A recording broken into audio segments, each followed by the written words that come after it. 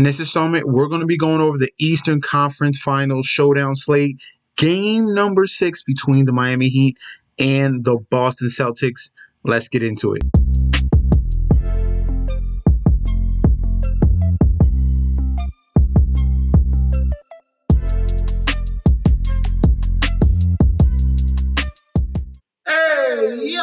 Welcome back to the channel. It's your boy Chef D, and I'm here to give you the winning ingredients for our Game 6 here, Eastern Conference Finals matchup between the Miami Heat and the Boston Celtics. It has come to the point where these Celtics have fought back the past 2 games and have created a situation where we have a game number 6 back in Miami. It's going to be interesting to see who prevails. But before I deep dive into this great slate, don't forget to like, comment, and subscribe to the channel. Make sure you follow me on Instagram and Twitter at MessNetChefD. Don't forget about that TikTok at Chef_D91. And don't forget about the Patreon. If you want more DFS, more MLB bets, that's going to be on there as well if you sign up for that Patreon right now. And we're going to get you guys ready for fantasy football and best ball drafts as well. So if you want to get locked in with a winning crew, get into that link down below.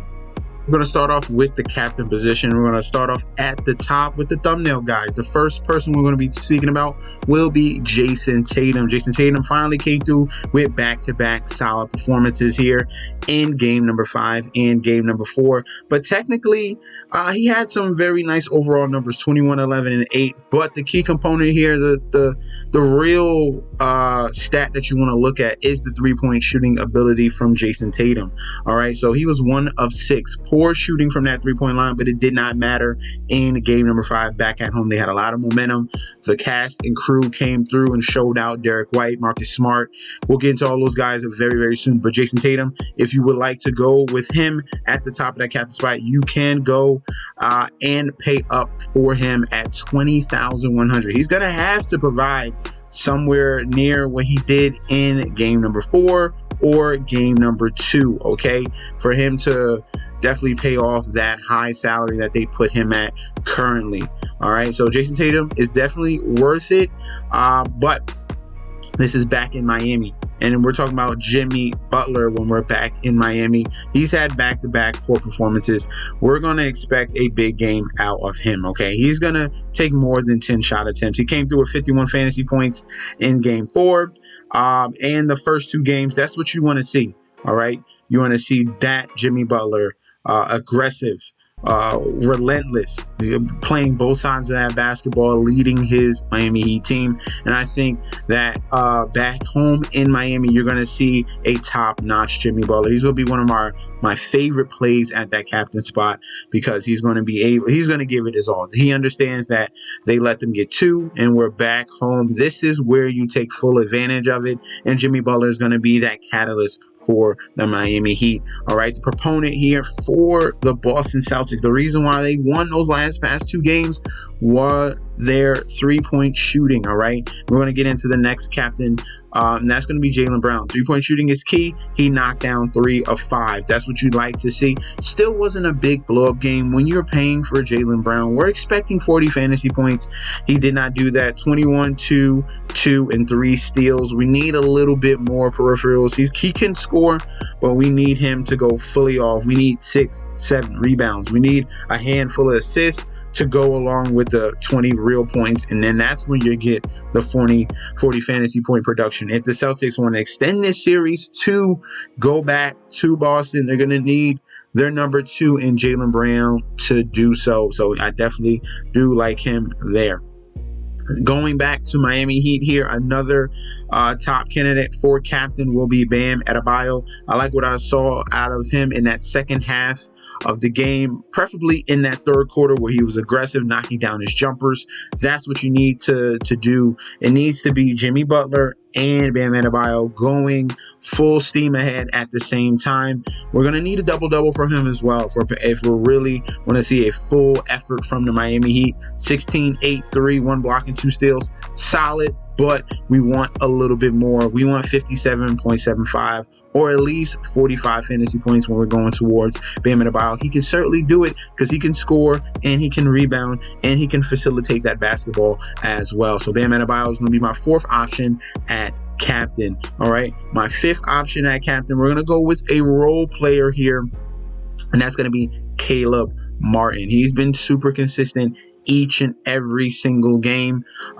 He had a little bit of a hyperextension of that knee in game number 5, but he looked like he was fine. He knocked down the free throws. He was able to knock down some jumpers after that incident. So he's still in good graces, and he's been, it's been him and Bruce Brown have been the top guys coming off the bench and providing upside for their teams. All right, Caleb Martin has been a stud, and has Bruce Brown. Both of these guys have been having huge fantasy production games. Okay, so we're going right back to that. Well, Caleb Martin has been elite from that three-point line. Yet again, 40% from that three-point line, 40, 40, 57, 42, and 42 all series long. Outstanding. Can he chip in with rebounds? He's been very fluid in the transition game as well, finishing at the rim with layups and bringing energy off the bench. So Caleb Martin is going to be our final captain play. Let's move on to our flex options. On to our flex options and util plays. The first guy we're going to talk about will be Marcus Smart. Marcus Smart is one of those glue guys, those antagonizers, those hustle player type of player that you're looking at. Marcus Smart at this salary of $8,000. That's what we wanted him to provide. That's why I had him very high on the list in the previous video. He came through in spades: 23, 3 rebounds, 2 assists, and knocked down 4 of 6 from that three-point line. That's what he can provide for this Boston Celtics team. He's going to need to put forth another solid effort just like that, because they are fighting for their playoff lives. So Marcus Smart is a very solid play at that util position. He can shoot the three, he can facilitate that basketball,